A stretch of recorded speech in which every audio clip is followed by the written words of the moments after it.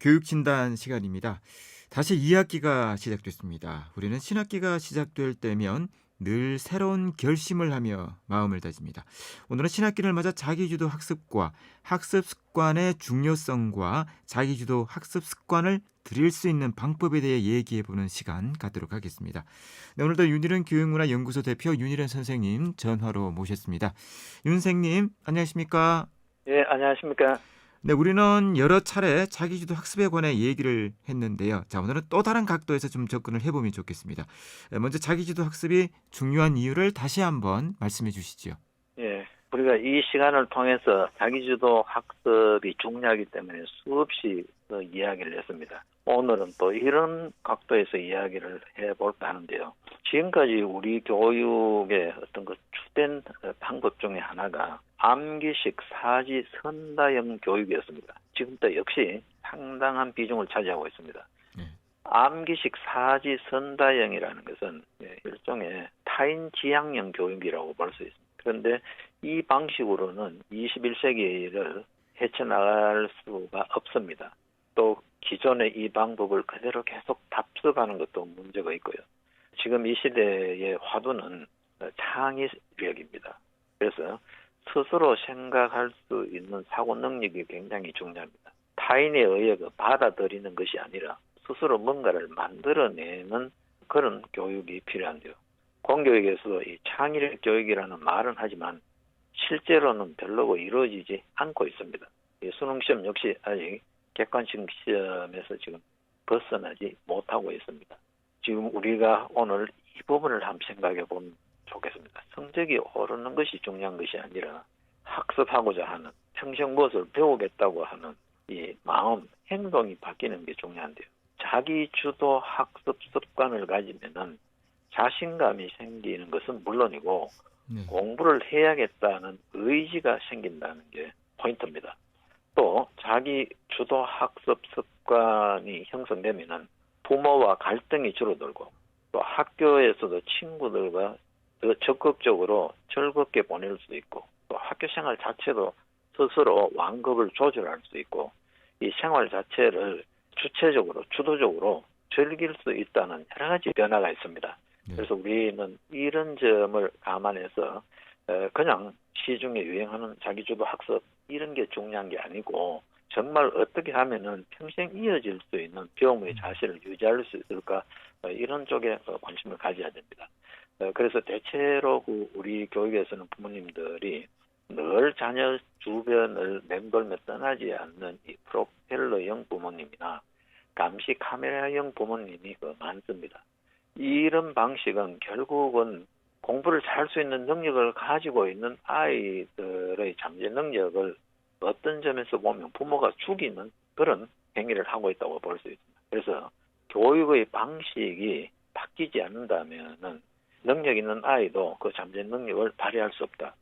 이 아이가 자기가 가진 능력을 최대한 끄집어낼 수 있는 게 자기주도 학습이라는 이 좀 더 깊은 교육학적인 측면에서의 관심이 필요할 것 같습니다. 네. 자기주도 학습이 행동의 변화를 일으킬 수 있고 또 잠재력을 끌어올릴 수 있는 계기가 될 수 있다는 말씀이었습니다. 자, 하지만 이 자기주도 학습에 대한 오해가 있는데요. 자기주도 학습에 대한 오해도 일방적인 강요의 문제점 어떻게 해결을 해 나가야 될까요? 예, 일반적으로 부모님들은 방임하면은 자유주도 학습이 되느냐 이런 생각을 많이 하는데 그냥 방임하면 안 되고 어떤 그 의도와 목적과 고도의 방법을 가지고 지켜볼 수 있어야 되는데요. 사실은 이 한국적 상황에서 아이들 방임하는 부모는 거의 없기 때문에 이 점은 우리가 별로 신경을 쓰지 않아도 됩니다. 현실적으로 나타나는 문제는 부모님이 너무 조급하다는 겁니다. 이 자기주도 학습 습관을 형성하는 데 가장 장애가 되는 게 조급성입니다. 최소한 6개월 정도 기간을 두고 아이를 관찰해야 하는데 우리 부모님들은 한 일주일만 자기주도 학습 프로그램을 진행하다가 우리 아이가 그대로인데 이 방법이 정말 맞느냐 어떻게 해야 되느냐 이런 식의 초급한 반응을 많이 보입니다. 그래서 저는 부모님들께서 좀 일정 기간 지켜보시고 부정적인 말보다는 긍정적인 말을 해야 이 긍정적인 자아를 형성할 수 있기 때문에 아이와 그 습관을 형성하는 과정에서 많은 대화를 나누고 의논하고 논의하는 과정을 거쳐야 돼요. 무엇보다도 우리 부모님들은 아이들을 믿지 못하는데요. 아이의 판단을 믿어서 되겠느냐? 어떤 이런 질문을 하시는 분도 많습니다. 부모님이 정 믿을 수 없다면은 좀 더 구체적으로 실천이 중요하기 때문에 아이의 행동 변화를 관찰하면서 일지나 일기를 조용히 한번 써보는 것도 굉장히 중요하다고 생각합니다. 자기주도 학습도 한 번씩 주기적으로 불쑥불쑥 일이 나오는 유행이나 패션으로 끝나는 게 아니고 한국 사회 전체가 이 지적 능력 고양과 관계되는 문제이기 때문에 좀 슬기롭게 대처할 필요가 있다고 생각합니다. 한 가지 분명한 것은 예. 자기주도 학습에서 제일 중요한 것은 의미 없는 시간의 투입을 공부라고 부모님들이 생각합니다. 그냥 공부방에 뭐라 넣어놓고 공부해라고 해봐도 소용이 없다는 겁니다. 자기주도 학습 의지가 없으면 10시간 앉아 있는 것보다는 실질적으로 즐겁게 집중하는 한두 시간이 훨씬 더 생산성이 높다는 연구 결과나 그것을 구체적으로 밝혀주는 통계도 많이 있습니다. 자기주도 학습을 하면은 사실은 공부를 해도 잠도 안 오고 정신이 고양되고 행복하고 즐거운 이런 몰입의 경험을 하기 때문에 정신 건강에도 훨씬 좋다는 것을 우리 부모님들이 한번 생각해 보면 좋겠습니다. 자기주도 학습 습관을 들일 수 있는 좋은 방법이 있을까요? 지금 우리 부모님들이 고민 중에 하나가 그러면 도대체 이 초등학생부터 해야 되느냐 자기주도 학습 그럼 부모가 완전히 손을 떼야 되느냐 그런 것은 아니고요. 분명히 이런 그 지도에는 개인차가 있는데 일반적으로 여러 그 자료들을 보면 초등학생은 부모와 학생의 비율을 한 4대 6, 부모가 한 4의 역할, 학생이 6, 중학생은 한 2대 8, 부모가 한 2, 학생이 8, 고등학생은 1대 9 정도 돼야 된다고 이야기를 합니다. 네. 사실 지금 여기에 고등학생은 한 1대 9 정도 돼야 되는데 상당수의 가정에서는 지금 5대 5도 잘 안 될 것입니다. 실제로 중학생은 2대 8이 이상적이라고 하니까 2대 8, 1대 9 정도 되면 부모님은 자녀의 공부에서는 손을 떼도 괜찮을 정도죠. 이 정도가 되면은 정말 얼마나 좋겠습니까? 부모님들은 제일 중요한 게 학습 동기부여가 자발적으로 될 수 있게 도와주는 겁니다. 이 학습 동기 유발을 위해서 지켜보시고 조금 전에 말씀드린 관찰하고 일지도 써보고 또 조금이라도 긍정적인 부분이 있으면은 칭찬해주고 이렇게 스스로 조금씩 성취감을 느낄 수 있게 도와줘야 됩니다. 가장 나쁜 방법은 앞서도 말씀드렸지만 이 헬리콥터형이나 감시 카메라형입니다.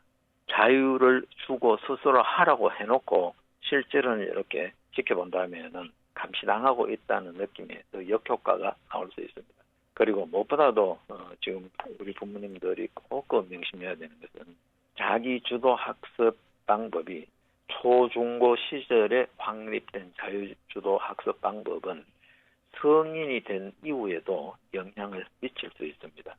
이 스스로 사고할 수 있고 스스로 판단하고 스스로 계획을 세우고 스스로 실천하는 이 훈련을 이 청소년기에 확립한다면 성장에서도 창의적인 리더가 될 수 있다는 걸 우리 부모님들이 생각해 보시면 좋겠고요. 또 이게 길게 보면 국가 경쟁력이고 한국 사회의 동력을 더 잘 작동할 수 있게 하는 것이라는 그런 생각까지도 해야 됩니다.